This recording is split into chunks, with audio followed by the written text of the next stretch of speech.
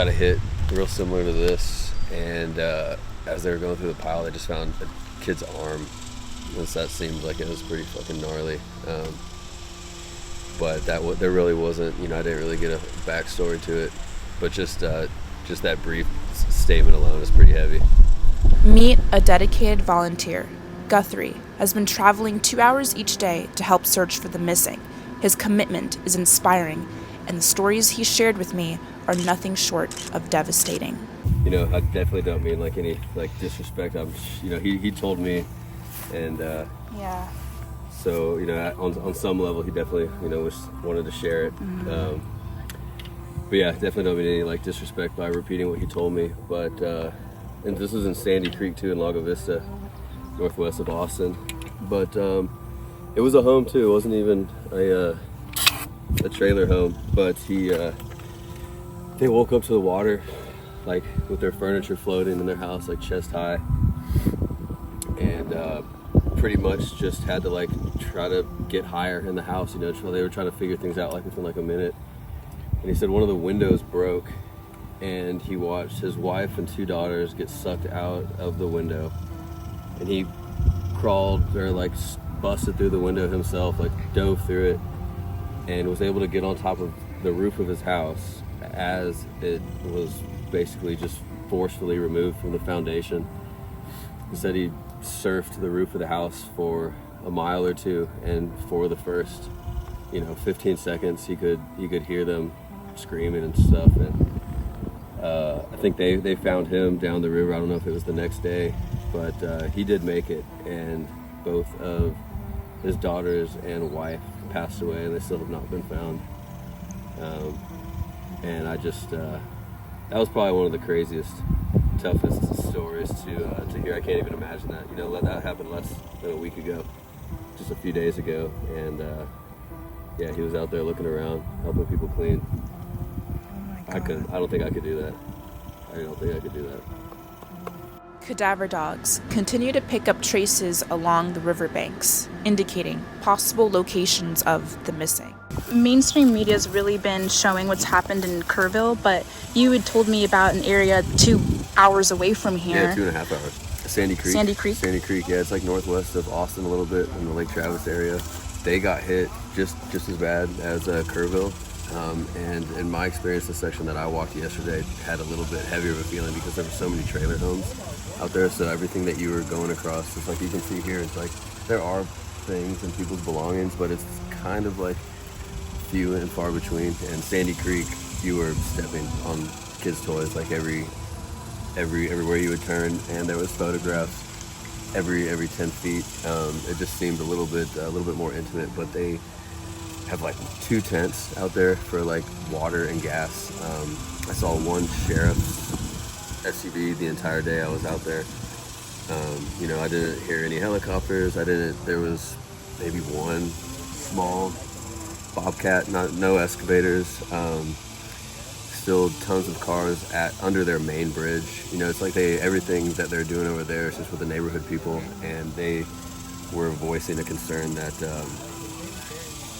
it's the same tragedy, but it's a little bit more difficult for that section because they already had they were not even making their bills month to month, and now no home, nowhere to stay, probably lost loved ones, pets, vehicles, and so it's got to be so incredibly hard to go through that and restart with nothing. It'd be hard enough restarting, but doing that with $5 to your name max, I can't even imagine that type of pressure. Just out here doing fucking Travis's county job, finding people along the river. I'll tell you right now, this is one of the weirdest experiences of my entire life. But I feel they could definitely use some help. There was people just riding dirt bikes up and down the river because nobody else was doing anything. Everybody's property along the river, they kind of have their own work to do and search through any debris and stuff that's on their land. And so it's kind of anything in between or anything hard to get to, nobody's been. I found 3 cars yesterday that hadn't been searched, and it was just in between 2 people's property. I ran into a group of people cleaning up their property, and a mile and a half down the river I found a car that hadn't even been searched. So I think there's still a lot of stuff out there that they need help with, and I know that there's countless bodies that they haven't found as well. The cars, I remember you telling me on the phone, like, you found one that was underground. You saw the tires sticking out, but there could be a whole family in there, you know. It's scary. Yeah, there's really no telling. You know, you see a vehicle in the road and you kind of, or in the river, and you just imagine, you know, it's like rushing with water. There's tons of pressure. The windows broke, you know, it rolled. It's like something you can't even imagine, you know, like a horror movie. But when you come up to these cars, whether they're upside down, sideways, standing straight up, they are full to the fucking ceiling with mud and rocks. I mean, you can't even stick your arm inside the car, and they just fill with sediment. I think that goes to show like how tough it'll be to get through like these little areas that maybe there were like overhangs, like caves, or all the open branches that these cypress trees create. There's just so many areas that things could have got lodged and just completely buried with silt and mud and rocks and dirt. It's pretty intense. Every time you find a photo, it was face down, which I thought was super interesting. Like, I'm not even joking, I probably found close to 100, and only one of those was actually face up. And after you turned over the first view, you kind of already know like the emotions behind it. It's like, you know, nobody takes a picture of like a fucking car they hated or a place they didn't like. It's like all good memories and Christmas mornings and stuff like that. And so you like bend over and you just see the back of the photograph, and right as you flip it, it's just like, you know, you see a mom holding her daughter after like a school play, and you don't even know who any of these people are. Probably don't even know any of their like relatives or their friends, but it's just like you immediately have so much emotion and like feeling and stuff, and it's almost, you know, kind of like for that half second you kind of like understood what was going on through the photo. And the one that was probably just like kind of like the toughest to like flip over, and I doubt they were related, but I found this little girl's bicycle, and there was a picture that was like, it had like wrapped around the handlebar, but it had dried, so it was kind of like flat, and took it off the handlebar, and it was a mom holding her daughter, and there's a Christmas tree behind it. It's like finding that wrapped around a little pink bicycle. It's just kind of like super weird. But every single time, even the 90th photo is just as weird and eerie and crappy feeling as like the very first one, and kind of feels bad too, not knowing who these people are. I know it's probably pretty difficult to get it back to them. But when I was walking back to my truck at the very end of the day, I did run into another group of people, which were nice enough to give me a couple beers. Fantastic.